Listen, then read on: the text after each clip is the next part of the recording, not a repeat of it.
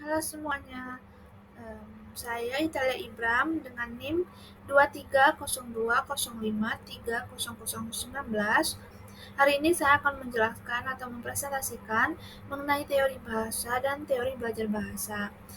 Materi ini sangat penting karena bahasa bukan hanya em, sekedar alat komunikasi, tapi juga sebagai sarana berpikir dan untuk membangun relasi dengan orang lain. Lalu yang pertama, dari pengertian bahasa, bahasa merupakan sistem lambang bunyi yang bersifat arbiter, em, yang artinya tidak ada hubungan alamiah antara bunyi dan makna. Lalu teori bahasa lebih fokus pada apa itu bahasa dan bagaimana bahasa itu bekerja.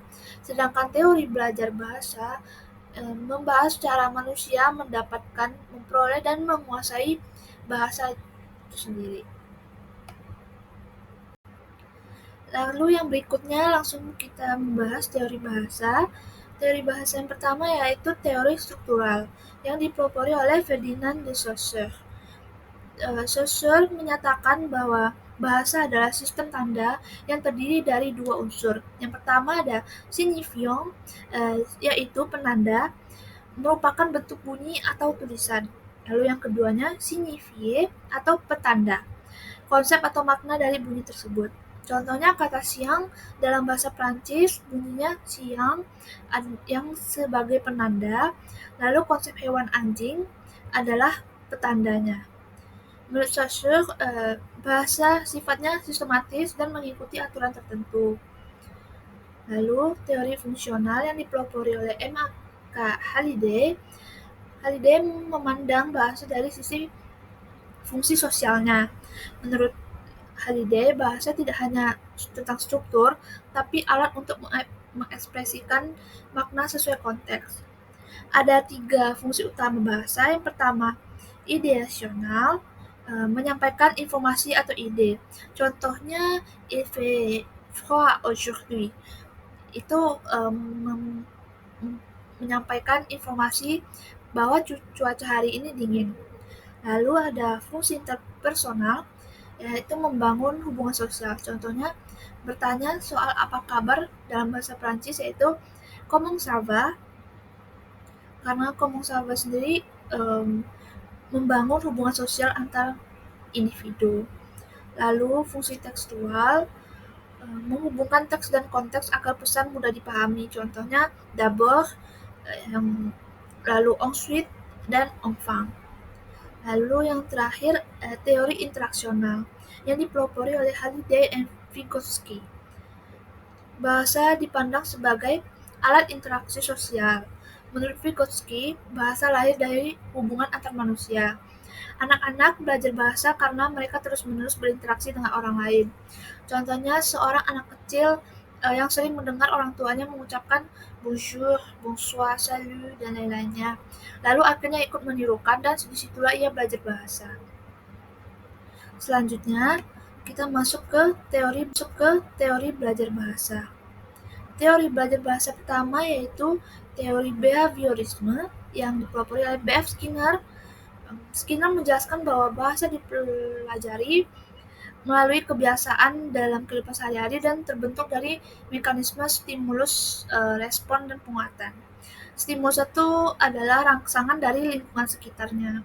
Lalu respon sendiri reaksi atau ucapan yang diberikan individu. Penguatan adalah dukungan atau konsekuensi yang diberikan agar perilaku bahasa itu diulangi. Contohnya, orang tua mengucapkan bonjour, lalu anak menirukan bonjour, dan orang tua tersebut tersenyum dan memuji sambil mengatakan très bien. Pujian ini menjadi penguatan positif sehingga anak akan semakin berani untuk mengulang.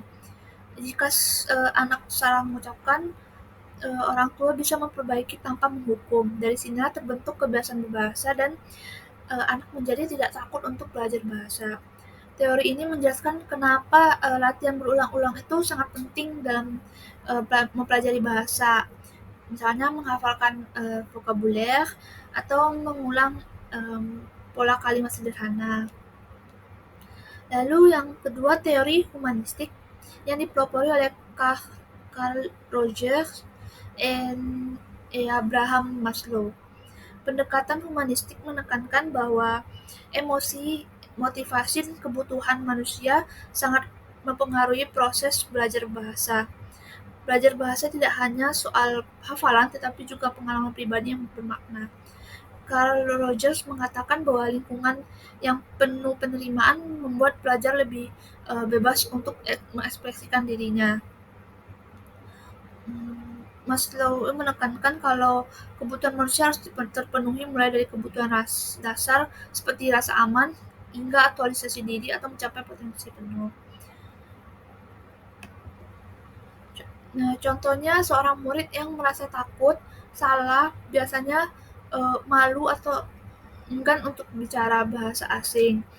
Nah, tapi kalau misalnya guru memberikan dukungan seperti jangan khawatir atau pujian-pujian, maka siswa secara tidak sadar akan lebih percaya diri untuk mencoba lagi. Teori ini menekankan pentingnya lingkungan belajar yang positif. Lalu yang ketiga, ada teori kognitif dari Jean Piaget. Piaget menjelaskan bahwa bahasa berkembang sesuai tahap perkembangan kognitif anak. Bahasa bukan hanya kebiasaan, tetapi juga hasil dari proses berpikir dan pemahaman. Ada beberapa tahap perkembangan seperti tahap sensorik motor, yaitu dari usia 0 sampai 2 tahun biasanya anak mulai mengucapkan kata pertama seperti mama atau mamong atau uh, papa. Lalu tahap praoperasional 2 sampai 7 tahun, sekitaran 2 sampai 7 tahun biasanya anak mulai menyusun kalimat sederhana seperti je veux manger ou je veux jouer. Lalu tahap operasional konkret itu sekitar 7 sampai 11 tahun. Biasanya anak udah mulai memahami aturan tata bahasa yang lebih kompleks. Lalu yang terakhir tahap operasional formal 11 tahun ke atas, yaitu anak mampu berpikir abstrak lalu membuat kalimat yang lebih panjang bahkan memahami metafora. Lalu masuk kesimpulan manusia dari yang tadi sudah saya jelaskan dapat disimpulkan bahwa manusia memandang dan mempelajari bahasa melalui berbagai banyak teori. Dari sisi teori bahasa, kita memahami bahwa bahasa bukan sekedar kumpulan kata, melainkan sistem atau tanda dan alat sosial.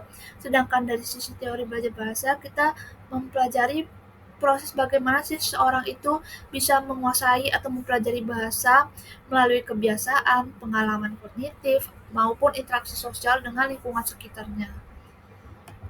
Dan segitu saja untuk presentasi kali ini. Merci beaucoup et au revoir.